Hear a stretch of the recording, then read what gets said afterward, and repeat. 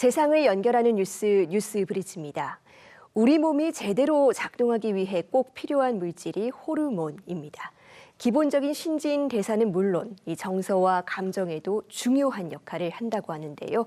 성장과 행복의 열쇠로도 통하는 이 호르몬을 어떻게 관리하면 좋을지 강남 세브란스 병원 안철우 교수와 함께 알아보겠습니다. 교수님 어서 오세요. 네, 안녕하십니까. 예, 먼저 호르몬이 무엇이고 우리 몸에서 왜 중요한지 짚어볼까요? 예, 우리 몸에서 나오는 이제 화학 물질 중에 하나가 호르몬이라는 거가 있는데요. 이 호르몬이라는 것은 단순한 신진대사뿐만이 아니라 우리의 감정, 감각, 철학까지도 지배하는 그런 화학 물질입니다. 근데 비타민은 우리가 이제 먹어야만 되는 물질인데 이 호르몬은 우리가 만들어낼 수 있는 화학 물질이기 때문에 그래서 호르몬이 더 중요하다고 생각합니다.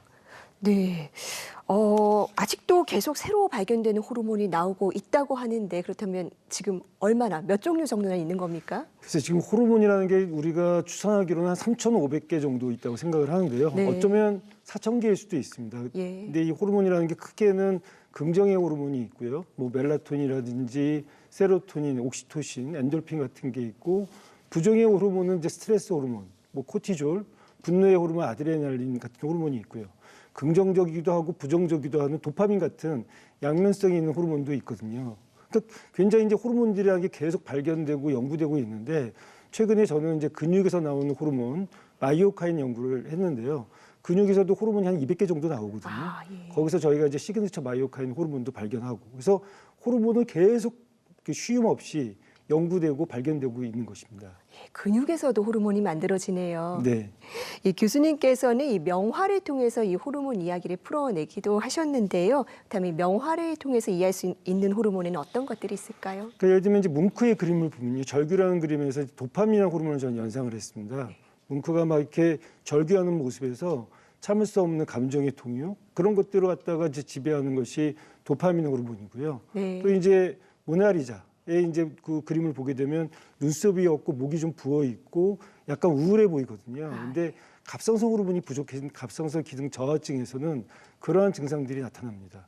또 청경자의 미인도라는 그림을 보게 되면 푸석푸석 불면증에 빠진 듯한 여인의 머리 위에 뱀이 있는데 사실 멜라토닌 호르몬을 최초로 발견된 것은 이 뱀이나 개구리 같은 파충류, 양서류에서 발견됐거든요. 네. 그래서 저는 그 그림을 보고 멜라토닌 호르몬을 연상한 거죠. 그래서 이런 그림을 통해서 저는 이제 호르몬을 연상하고 어떻게 우리가 호르몬을 관리하는지에 대해서 책을 쓰게 된 것입니다. 네, 굉장히 신선한 접근법인 것 같은데요. 이렇게 명화와 호르몬을 연결해서 생각해 보신 이유가 있을까요? 우리가 사실은 호르몬이 눈에 보이지는 않지만 그렇다고 없는 게 아니죠. 사실은 바람이 눈에 보이지 않지만 느낄 수는 있지 않습니까? 그래서 저는 이렇게 눈에 보이지 않는 호르몬을 쉽게 이해하려고 명화를 통해서 호르몬을 말씀드린 거고요. 사실 의과대 학생들이 제일 어려워하는 학문이 내분비내과인데 사실 이제 그런 것들을 좀 더 쉽게 접근하기 위해서 환자들한테 쉽게 호르몬을 이해하고 싶어서 이런 명화와 함께 풀어내는 호르몬 이야기를 쓰게 되는 것입니다. 네, 우리가 흔히 볼 수 있는 광고 문구 중에 성장기 청소년 호르몬이라는 게 있거든요. 네네. 그럼 실제로 이 성장기 어떤 호르몬이 중요하고 어떻게 관리해야 될지 궁금해하실 부모님들 많으실 것 같습니다. 그렇죠. 어떻습니까? 모든 호르몬이 다 중요하겠지만 뭐 성장기, 사춘기에는 성호르몬 같은 것도 중요하겠죠. 근데 또 한 가지는 이제 성장기에 있던 아이들이 성장을 해야 되니까 성장 호르몬이 중요하고요. 또 이제 아이들이 보면 ADHD라고 해서 집중력이 떨어지는 아이들 많이 있는데요. 그럴 때는 이제 어떤 집중적인 호르몬이라고 할 수 있는 가바 호르몬 관리가 필요하고요. 최근에 보면 아이들이 충동장애라든지 게임에 중독에 빠지는 경우가 많은데 그럴 때는 사실은 도파민 호르몬에 또 문제가 있는 경우도 많거든요. 그래서 그런 어떤 성장기 아이들한테 중요한 호르몬들을 잘 파악을 하고 어떤 문제가 있는지를 갖다가 호르몬적으로 접근할 필요가 있다고 생각합니다. 예, 그럼 이런 호르몬들을 어떻게 관리해주면 좋을까요? 우선은 자신의 습관이 중요합니다. 호르몬이라는 것이 어떤 외부의 자극이나 음식, 운동 이런 것들 때문에 호르몬이 분비되거든요. 그렇기 때문에 이제 호르몬에 좋은 식사, 호르몬에 나쁜 식사, 또 어떤 운동을 하고 근력 운동을 하고 유산소 운동을 하는지 그 어떤 이 멜라토닌 호르몬 같은 경우는 불면증과 수면과 관련 있는 호르몬이라고 하지만 우리의 감정, 마인드 컨트롤하고도 관련 있는 호르몬이거든요. 그래서 이런 여러 가지 생활 습관의 개선을 통해서 나한테 내재되어 있는 호르몬을 갖다가 잘 균형을 맞추는 것이 중요하다고 생각합니다. 예, 그렇다면 이 호르몬과 밀접한 관련이 있는 질환들도 있을까요? 뭐 호르몬과 관련이 없는 질환이 없다고 할 정도로 모든 질환들이 다 호르몬하고 관련이 있는 거죠. 대표적으로 우리가 당뇨병 하면 인슐린 호르몬이 관련이 있고요. 네. 고혈압도 보면 레닌 호르몬 때문에 2차적으로 호르몬 때문에 혈압이 높아지는 분들이 계십니다. 또 요즘 흔한 질환인 갑상선 질환도 갑상선 호르몬의 문제인 거고요.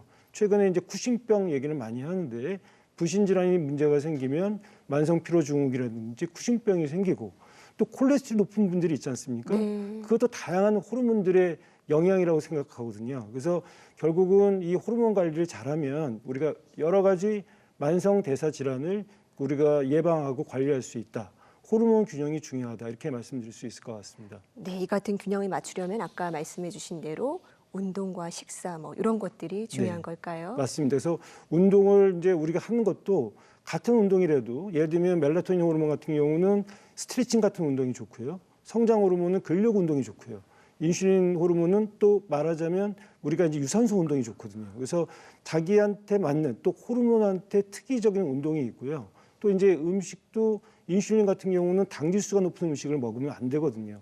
그래서 그럴 때는 이제 인슐린한테 도움이 되는 음식 또 당지수가 이제 나빠서 음식에 나쁜 또 음식을 피하고 또 스트레스와 관련된 것도 음식을 통해서 또 우리가 조절할 수 있기 때문에 우리의 어떤 전반적인 생활 습관을 통해서 호르몬의 균형을 찾는 것이 중요할 것 같습니다. 예, 그렇다면 마지막으로 교수님께서 특별히 저희 시청자들을 위해서 말씀해주고 싶으신 호르몬이 있을까요?